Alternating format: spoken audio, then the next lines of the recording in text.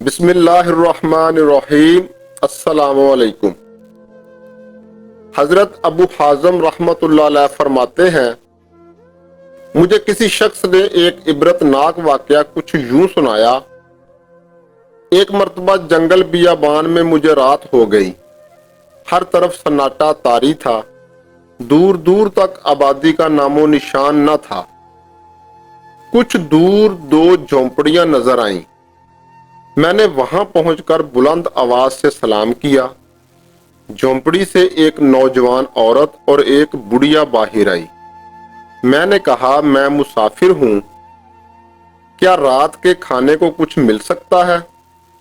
نوجوان عورت نے کہا، اللہ کی قسم، اس ویران جنگل میں ہمارے پاس ایسی کوئی چیز نہیں جس سے ضیافت کی جا سکے، اور نہ ہی ہمارے پاس کوئی حلال جانور ہے جسے ذبح کر کے تمہاری مہمان نوازی کی جا سکے۔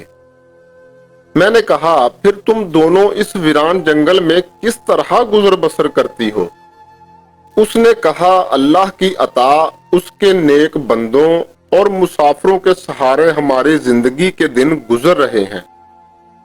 یہ سن کر میں وہاں سے کچھ دور ایک جگہ ٹھہر گیا۔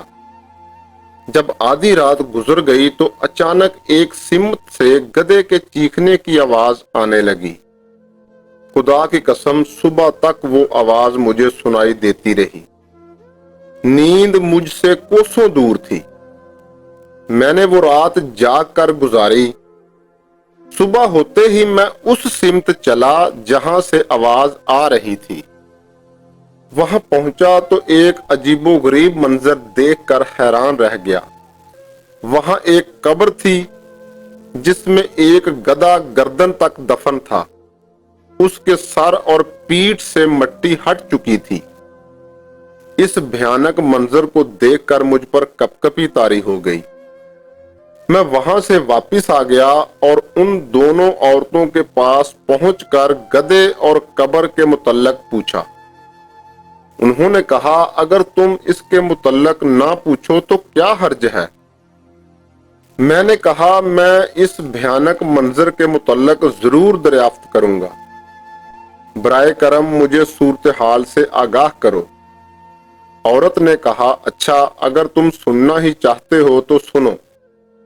خدا کی قسم، وہ گدھا جو تم نے قبر میں دفن دیکھا وہ میرا شوہر اور اس بڑھیا کا بیٹا تھا۔ قسم ہے اس ذات کی جس نے گزشتہ رات تمہیں یہ منظر دکھایا، میرا یہ شوہر اپنی ماں کا بہت زیادہ نافرمان تھا۔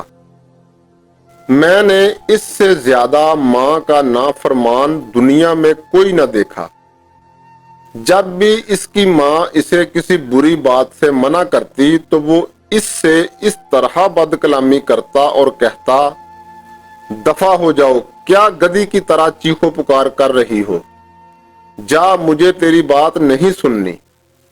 آخر کار دکھیاری ماں نے تنگ آ کر کہا، اللہ تعالیٰ تجھے گدھے کی طرح بنا دے۔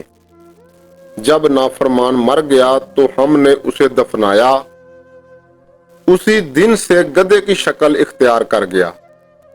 ماں کا نافرمان اور اپنی ماں کو گدھی کہنے والا اب روزانہ اپنی قبر میں گدھے کی طرح چیختا ہے، اور ہر رات اس کی قبر سے یہ آواز سنائی دیتی ہے۔